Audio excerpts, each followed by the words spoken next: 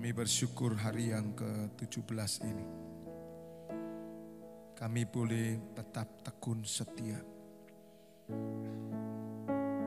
Masuk dalam Gunung Sinai Worship 40 hari yang kau rindukan ya Bapa. Supaya kami semua boleh mengenal pribadi-Mu. Itu yang kau suka.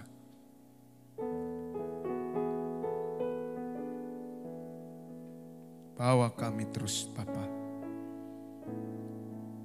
untuk naik ke Gunung Sinai Worship. Sehingga kami boleh mengerti rencana kehendak-Mu melalui gereja-Mu ini. Dan kami terus berjalan menyambut kedatangan Putra-Mu Yesus Kristus Tuhan.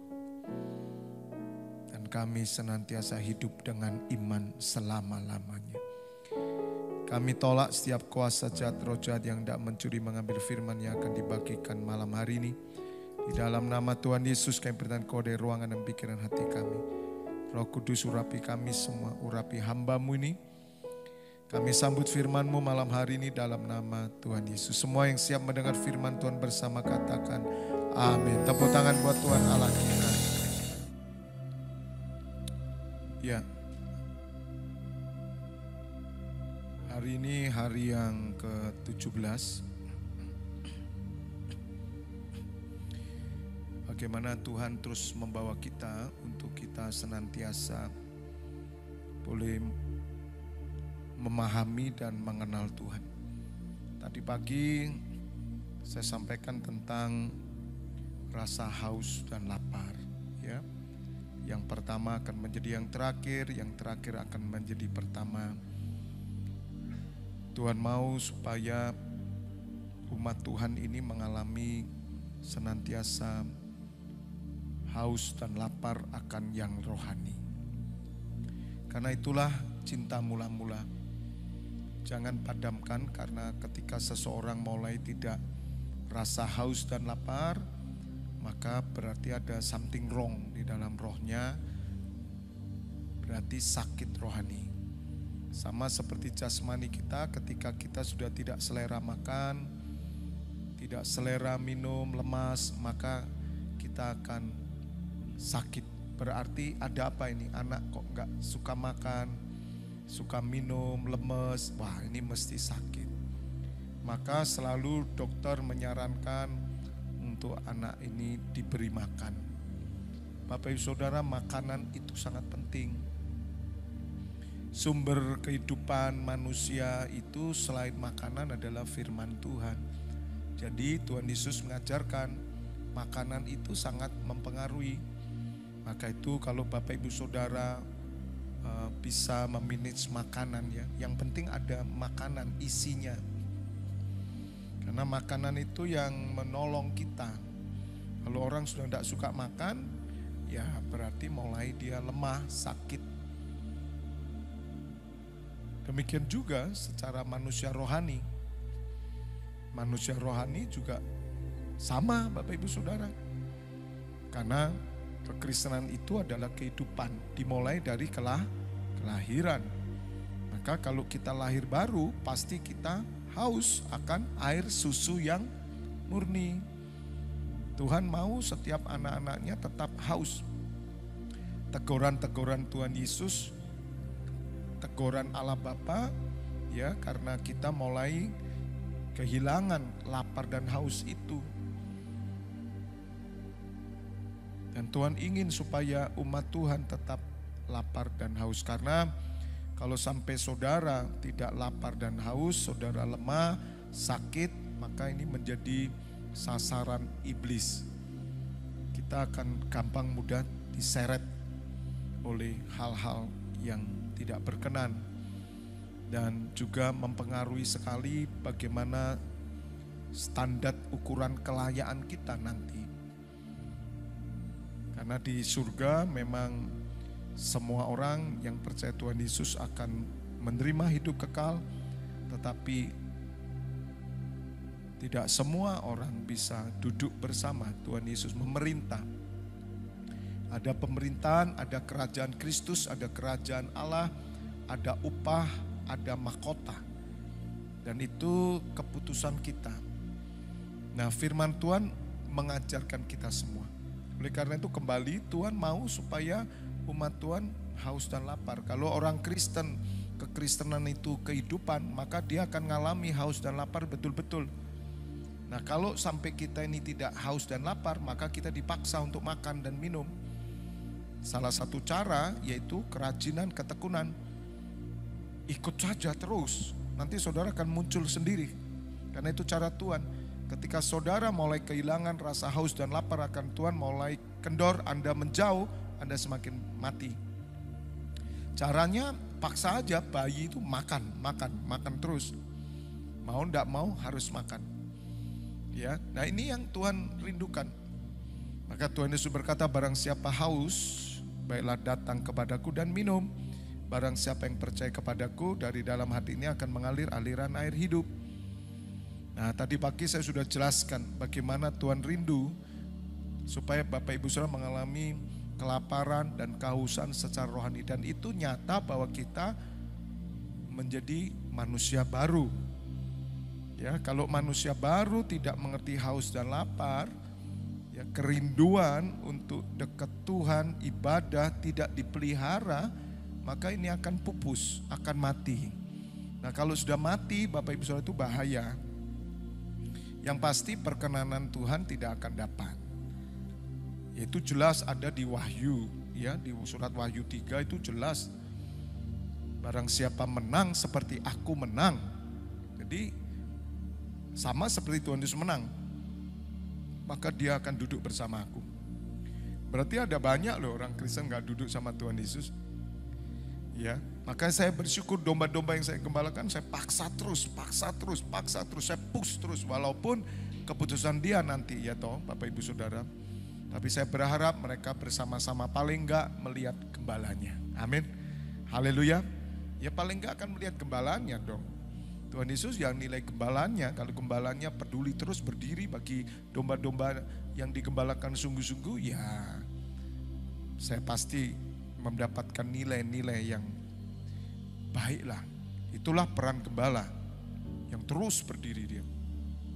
Gembala tidak boleh mundur sama sekali. Pemimpin tidak boleh loyo. Apapun yang terjadi semakin semangat. Ya, seperti tadi saya katakan, Tante Lingme udah pulang ke rumah Bapak. Hari Minggu saya sudah sampaikan.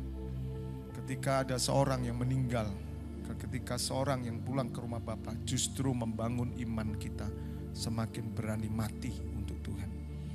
Jadi kepulangan dari domba yang saya gembalakan, Tante Lingme, justru membuat kita semakin menambah energi kita. Amin. Ya, Tante sudah selesai istirahat, aku lanjutkan. Aku terus berjuang sampai mati, sampai Tuhan sudah datang. Amin. Tidak melemahkan kita. Itu yang saya katakan, baru minggu saya ngomong. Ternyata ya kita melihat, kaget sekali. Kemarin saya dikabari pagi. Bapak Ibu Saudara, itu yang Tuhan rindukan. Dan sekarang kita buka dalam Ulangan 8, saya lanjutkan. Apa yang Tuhan inginkan dalam penyembahan malam hari ini Bapak Ibu Saudara. Semua yang Tuhan kerjakan bagi umatnya, Tuhan itu adalah Allah yang bertanggung jawab. Umat pilihan itu disuruh melakukan kehendak Allah. Dan semuanya itu sudah diatur Tuhan. Bahkan bangsa Israel juga, ya, sebagai umat pilihan, dikeluarkan dari Mesir dengan satu tujuan, yaitu untuk supaya beribadah. Kemarin saya sudah jelaskan bagaimana Tuhan ingin supaya saudara memiliki cara pandang yang baru, positive thinking, damai sejahtera menguasai saudara. Dan Bapak Ibu Saudara harus memiliki juga bagaimana saudara bisa memiliki nostalgia. Saudara diberikan memori. Pikirkan perkara di atas, jangan di bumi. Carilah perkara di atas. Itu mengingat semua perjalanan kita. Nah Bapak Ibu Saudara, di dalam perjalanan ini Tuhan itu bertanggung jawab. seperti bangsa Israel. Nah, di awal saya akan menjelaskan bagaimana Bapak Ibu Saudara mengingat-ingat, memiliki nostalgia perjalanan, karena ini penting sekali berkenaan dengan pengangkatan. Sama seperti Henok diangkat. Bapak Ibu Saudara, pengangkatan itu tidak sembarangan, Saudara. Tidak semua terangkat. Dan orang-orang yang terangkat itu jelas-jelas orang-orang yang punya perjalanan dengan Tuhan. Tapi kalaupun kasih karunia Tuhan, orang yang sama sekali tidak pernah ke gereja tiba-tiba terangkat, haleluya, puji Tuhan lah. Amin. Tapi sama-sama tidak tahu milih mana, milih santai apa milih kerja. Milih kerja saya, sama-sama gak tahu. Orang bilang, udah Pak Bibi ngapain, kita udah diselamatkan, gak usah ngoyong-ngoyong, gak usah tiap hari begitu, 40 hari lagi ngapain. Semua buktinya gereja-gereja gak lakukan, Tuhan itu sudah menyelamatkan. Gak usah ngoyong-ngoyong, hidup oleh karena anugerah, bukan karena perbuatan baik. Ya gak apa-apa lah, terserah kamu. Sebab saya memiliki kesaksian roh. Itu yang Tuhan ajarkan bangsa Israel, hidup dengan iman. Hidup dengan iman itu mengimani semua yang telah disediakan Allah, yang sedang disediakan Allah, dan akan disediakan lagi. Itu iman harus. Perjalanan ini dengan iman. Jadi Bapak Ibu Saudara, ya saya nggak mau risiko. Lebih baik saya memilih yang rajin daripada yang kendor. Karena firman Tuhan tertulis kok. Ya saya ikut firman Tuhan. Kalau firman Tuhan menuliskan bahwa silakan kalian tidak beribadah dan seperti dibiasakan beberapa orang boleh, ya saya ikut gitu. Tapi tidak ada itu di Alkitab, semua tidak ada satupun yang berkata santai-santai saja, ya menyebut kedatangan Tuhan Yesus, ya, hamba-hamba Tuhan, udah tidak usah ngoyoh ditulis gitu, nggak ada itu. Loh, kalau ditulis saya ikut gitu. Tapi karena ditulisnya tidak begitu, tidak pernah saya cari di perjanjian baru itu sesuatu yang mengikut Tuhan dengan jalan kaki, itu tidak ada. Lari. Paulus bilang lari, aku mengejar. Dan Rasul Paulus berkata, aku telah mengakhiri pertandingan dengan baik. Amin. Dan aku telah memelihara iman. Apakah kita pelihara iman kita? Coba toh diselidiki kata melihara bagaimana. Kalau saudara memelihara tanaman, apakah tanaman dibiarkan di pot? Kemudian saudara berkata, saya sudah memelihara tanaman saya. Bagaimana Pak melihara? Anda gak menyasiramin, Anda gak pernah melihat, gak kamu kasih pupuk. Ada namanya rumput-rumput ilalang, kamu gak ambil. Oh enggak, saya sudah memelihara Pak. Mana? Tidak ada dipelihara. Itu rusak tanamanmu. Apakah itu yang terjadi atas orang Kristen, saudara memelihara iman? Siapa orang Kristen yang memelihara iman? Dan bagaimana cara memelihara iman?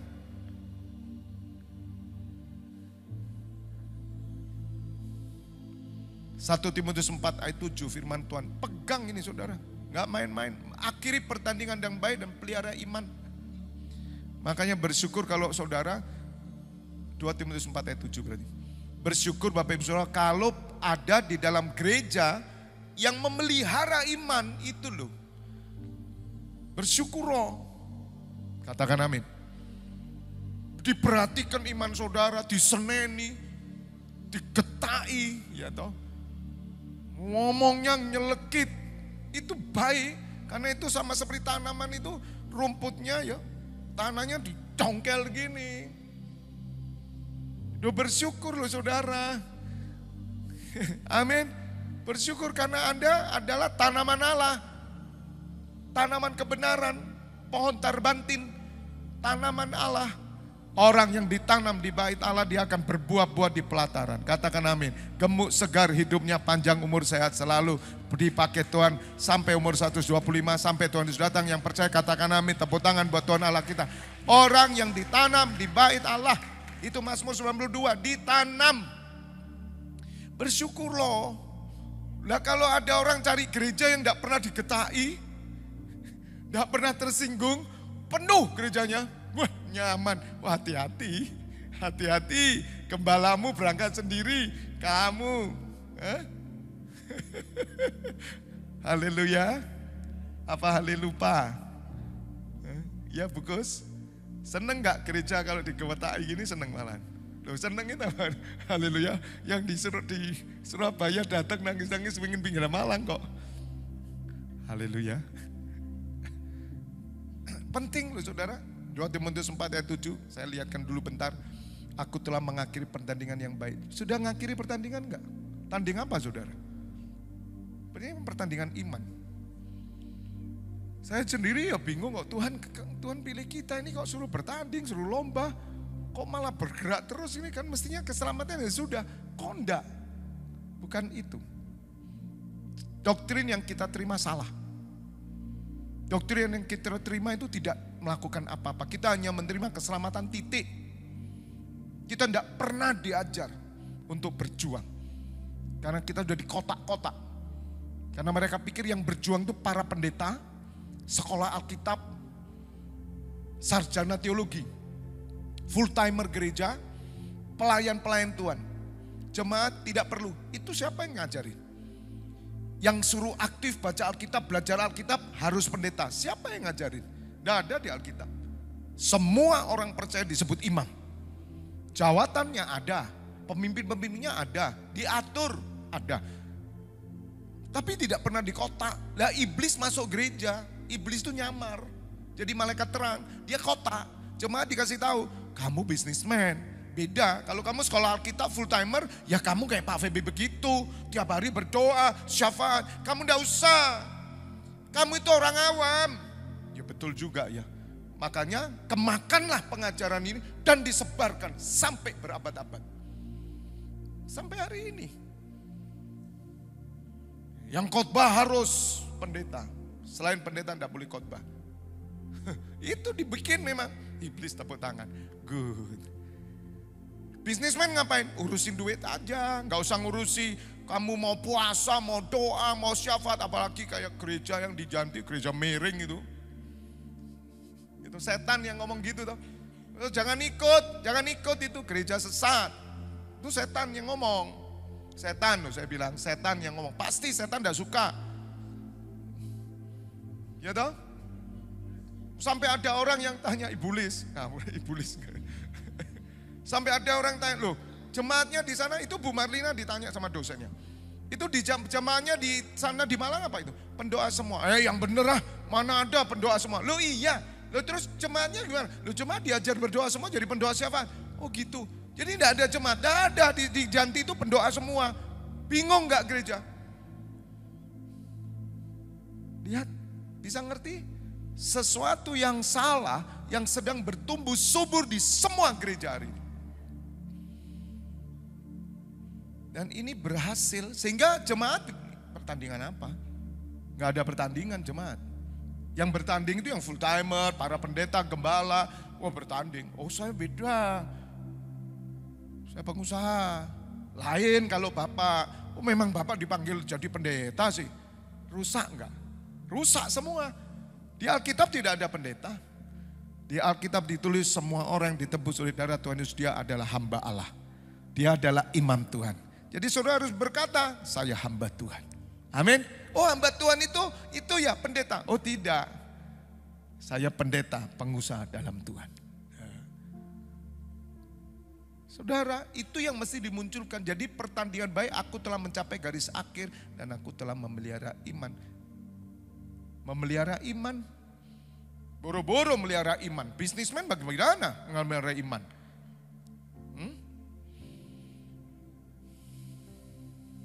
Apa yang dipelihara bisnismen? Kalau pendeta pasti memelihara iman. Mempunyainya iman, oh pendeta gak punya apa-apa.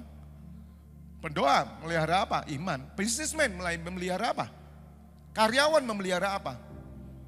Stok. Stoknya pabrik yang dipelihara karyawan. Ya, ngitungi stok. Ya, lihat posisi saudara. Apakah saudara melihara iman? Mari saudara, kalau kita nggak bongkar ini, cilaka saya katakan gereja itu, cilaka.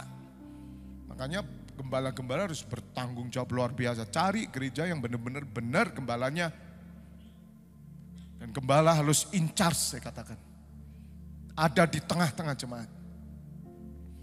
Bukan sistem kasih tunjuk. Nggak bisa itu. Itu agamawi saya katakan. Dia bikin semua, ngikuti Musa katanya. Musa kasih pemimpin. Terus kemana kamu? Doa pagi kemana kamu? Rangkulan sama istrinya. Kemana kamu doa pagi? Kalau kamu kasih stafmu. Staf boleh tetap, tapi kamu di mana? Lihat saudara, sulit, gak mudah. Maka bersyukur Bapak Ibu Saudara di tempat ini, Anda dipelihara benar-benar, katakan amin. Mati aja ditangisi kok. Nangis saya tadi itu, benar kayak orang hilang gitu. Tuhan, saya pegang tangannya tante.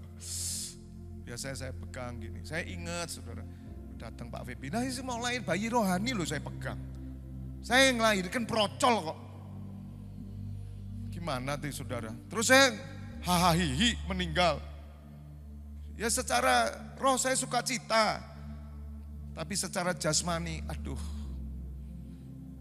Kayak sesuatu yang ya seperti Tuhan Yesus dan muridnya itu loh Bapak Ibu Saudara. Nah kembali Bapak Ibu Saudara, Ulangan 8. Ayat 3, jadi Bapak Ibu Saudara harus memiliki yang kemarin saya katakan mengingat bagian perjalanan. Malam hari ini Tuhan tunjukkan hidup dengan iman, artinya di dalam perjalanan yang Tuhan bikin ini, saudara harus bergerak dengan iman. Ya, menerima sesuatu dengan iman. Karena Bapak Ibu Saudara, perjalanan yang dikerjakan oleh Allah, ayat 2, Ulangan 8 ayat 2. Ingatlah kepada seluruh perjalanan yang kau lakukan atas kehendak Tuhan Allahmu di padang gurun selama 40 tahun ini. Dengan maksud apa saudara? Merendahkan hatimu. Jadi Bapak Ibu Saudara, Allah membawa kita dalam perjalanannya. Perjalanan yang dibawa oleh Allah, diberikan oleh Allah kepada kita, pasti Allah bermaksud untuk merendahkan hati kita. Karena hanya orang-orang yang bisa berjalan dengan Allah adalah orang yang rendah hati. Untuk rendah hati Anda harus diproses dulu. Tidak bisa rendah hati itu otomatis. Saudara harus mengerti. Bahkan dikatakan, dan mencobai engkau untuk mengetahui apa yang ada dalam hatimu. Jadi Bapak Ibu, perjalanan itu sangat bernilai. Orang yang sudah mengalami perjalanan, dia punya nostalgia rohani. Dia sudah pernah merasakan bagaimana Allah merendahkan dirinya. Kalau Allah merendahkan diri supaya Allah menemukan hatinya. Itulah kekristenan. Maka Tuhan mengizinkan saudara pencobaan. Karena dari pencobaan itu Allah bisa mengetahui hati saudara. Untuk mengetahui apa yang ada dalam hatimu. Kapan saudara kita bisa mengenal seseorang. Mengetahui dalam hatinya. Kalau kita cuma berjumpa seminggu sekali. Gak bisa. Cuman di kantor hai gak bisa. Coba jalan seminggu dengan dia. Anda akan ketahuan. Anda tahu wataknya orang ini gimana. Anda akan tahu semua yang di dalamnya gimana. Jalan, hidup bersama. Jangan sama Leven. Oh iya Pak, saya suka Pak kalau gitu. Terus kamu cari apa? Perempuan. Yang cowok kemudian hidup bersama, jalan bersama dengan perempuan. Bukan. Makanya kenapa kalau di perusahaan dikasih kesempatan 3 bulan dilihat. Itu dengan maksud dipantau saudara. Makanya di 3 bulan itu dilihat. 3 bulan. Gimana Anda itu kerjanya dilihat. Cocok baru dikontrak. Kalau enggak, go pergi. Hanya perjalanan yang membuat karakter kita nampak. Yudas. Perjalanan 3 tahun dengan Tuhan.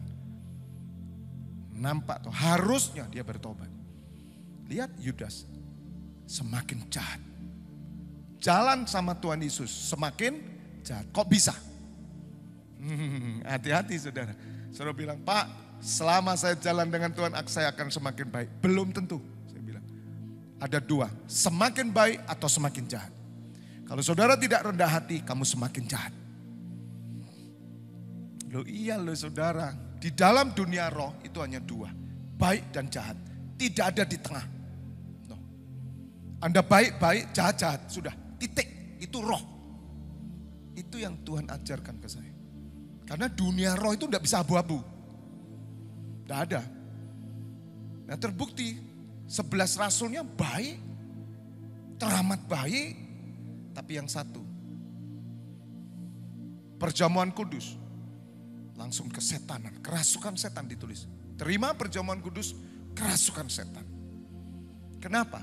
Tidak mau bertobat. Jalan sama Tuhan Yesus dimaksud untuk merendahkan hatinya, tapi dia semakin tamak. Bapak Ibu Saudara, rahasia-rahasia yang luar biasa. Jadi hanya melalui perjalanan ini Tuhan mau saudara berjalan bersamanya. Dan Tuhan menemukan sebuah hati yang dia suka. Makanya Ayub disukai Tuhan. Karena Ayub mengalami proses dan Ayub tetap bertahan dengan imannya. Walaupun ada hal-hal tertentu yang Ayub kurang, tapi justru melalui perjalanan hidupnya dengan Tuhan, maka Ayub semakin mengenal Tuhan. Bukan dengan kata orang, tetapi secara langsung dia ngalami Tuhan. Beda, double portion. Maka saya katakan, kalau orang melewati prosesnya Tuhan, lolos, selalu dia dapat 2 kali lipat urapan, selalu. Apapun yang terjadi, bertahan, lewati. Anda dapat hari ini, di dunia ini, kalaupun Anda mati, harus melewati sakral maut, di sana Anda dapat double portion, berkat, upah yang di surga. Katakan amin. Bertahan. Gitu. Jangan gugur. Jangan gugur pokoknya. Karena itulah yang tertulis di Alkitab. Yakub bergumul dengan Allah. Betul? Yakub bergulat dengan malaikat Tuhan. Yakub tidak akan melepaskan, dipukul kakinya. Sampai ciri di bawah ini saudara, sakit, pincang. Tapi dia tetap pegang. Kalah kok Yakub itu. Jelas kalah dengan Tuhan kok bergaul. Bergulat. Bergulat itu. Tapi malaikat Tuhan yang dipakai. Tapi Yakub tahu dia tidak akan lepaskan. Sampai fajar menyingsing. Yakub berkata, berkati aku. Langsung, namamu hari ini bukan Yakub, tapi Israel. Kenapa kok berubah? Yakub artinya penipu, Israel artinya the prince of God. Pangeran Allah, umat kesayangan Allah. Kenapa? Karena Yakub bertahan terus. Dia bergulat dengan Allah, terus bertahan dia pegang terus. Orang kalau mengalami proses Tuhan, berjalan dengan Tuhan, dia selalu mendapatkan berkat-berkat ilahi yang berkelimpahan. Itu ciri Tuhan. Tapi kalau sudah kalah, lepas, Anda tidak dapat. Cukup upahmu di situ. Paulus, duri dalam daging. Paulus teriak, tengking 3 kali. Tuhan Yesus berkata, cukup. Saulus, cukup. Cukup kasih karuniaku bagimu. Sebab justru dalam kelemahanlah kuasaku bekerja. Paulus ngerti, aku bermegah atas kelemahanku. Aku bermegah atas kesengsaraanku. Ada enggak sih orang gila saudara? Penderitaan, aku seneng kalau aku menderita. Kan bahasanya begitu. Aku gembira kalau aku sengsara. Ada yang begitu? Ini rata. Memang Janti itu kalau enggak gini enggak tahan saudara. Selalu ada kesaksian kok. Oh iya ada kesaksian. Waduh yang di gereja Janti itu kalau enggak gini Pak rodok miring saya kira kuat itu di situ. Enggak apa-apa. Kita dianggap miring. Tapi kita nanti duduk bersama Tuhan Yesus. Supaya mereka melihat yang miring-miring itu. Haleluya. Yang miring-miring itu ternyata dipakai Tuhan luar biasa. Ya sama seperti Nuh toh, dianggap gila toh. Nuh, coba kita ini kan bangun batra. Tahan saudara ya. Kalau gereja lain, orang Kristen lain ngelihat saudara melengos, dianggap miring. Tidak apa-apa, itu yang dialami Nuh. Nuh dianggap gila. Tapi oleh mereka, justru mereka mengatakan miring itu, mereka diselamatkan oleh karena kemiringan saudara. Yakin, percaya. Amin. Amin. Amin. Amin. Haleluya. Haleluya. Ada kesaksian saudara. Ada seorang paranormal, tidak percaya Tuhan. Ini ceritanya di Jakarta. Dia ahli melihat wajah. Ya, sering dia meramal wajah seseorang. Satu kali dia melihat cermin habis mandi, ternyata miring, saudara. Ada garis yang miring. Saya lupa ya, atau miring atau lurus. Pokoknya anggap aja miring ya. Itu garis itu. Ya, garis kalau miring itu artinya umurmu sudah dekat, sudah singkat. Kalau enggak lurus ya, saya lupa ya. Sekarang saya bukan ahli wajah. Kalau enggak lurus miring, dah. Jadi dia ngeliatin, aduh percuma aku hidup. Ngomong sama anaknya, papa sebentar lagi akan pergi. Loh, yang bener Pak? Iya, garis wajah papa itu, oh lurus saudara, udah lurus gini. Kalau udah lurus gini berarti udah waktunya game over. Dibawa ke Cina, gurunya saudara. Dari jauh datang tau. Masuk ruangan gurunya bilang gini, aku bau kematian. Ya sudah, pulang dia, putus asa. Nah, putus asa, dia kan di rumah, dekat hotel. Di hotel ada ibadah. Gitu loh. Tiba-tiba ada suara di sini, dateng oh. Loh, saya ini bukan Kristen, dateng oh. Wong kamu ya mau mati kok. Iya ya, ya enggak apa-apa lah mau mati oh. Datanglah dia, duduk paling belakang. Dengar pujian, ku mau cinta Yesus selama. Nangis ya sudah, nangis ya di belakang. Kemudian pendetanya kok bisa melihat seseorang, bapak ini dan dia doakan. Dia bilang begini, aneh ya, saya tadi datang ke hotel ini, perasaan saya itu mati sudah.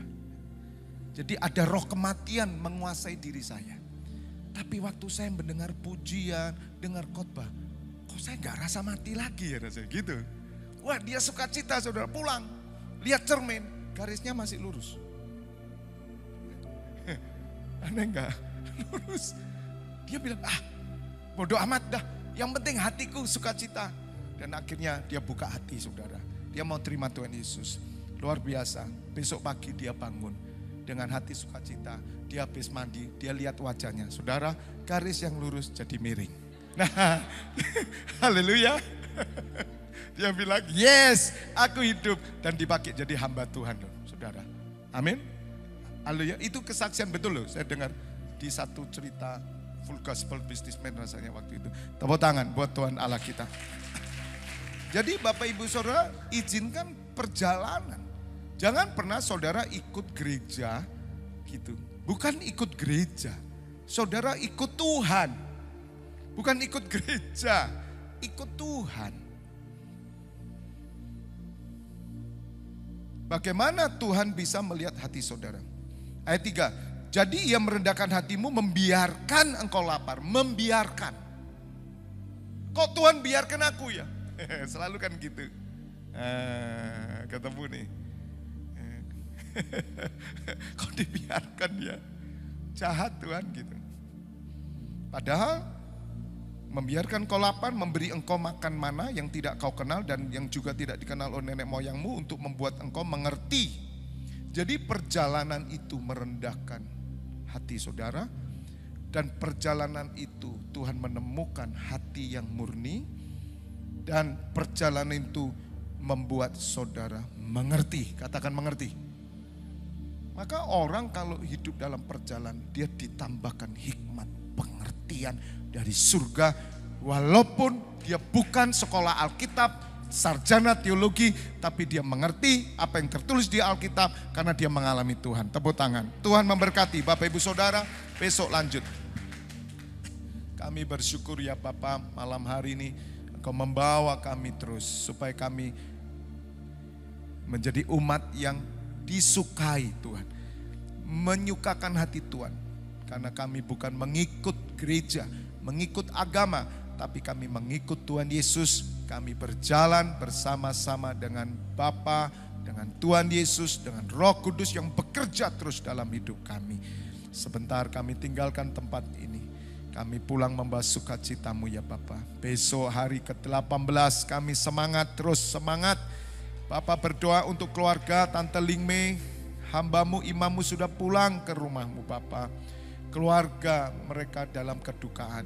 Biar mereka berjumpa Tuhan Yesus. Besok jam 5 sore kami akan menghibur mereka. Kami mau beribadah supaya hadirat Allah turun di Pancabudi.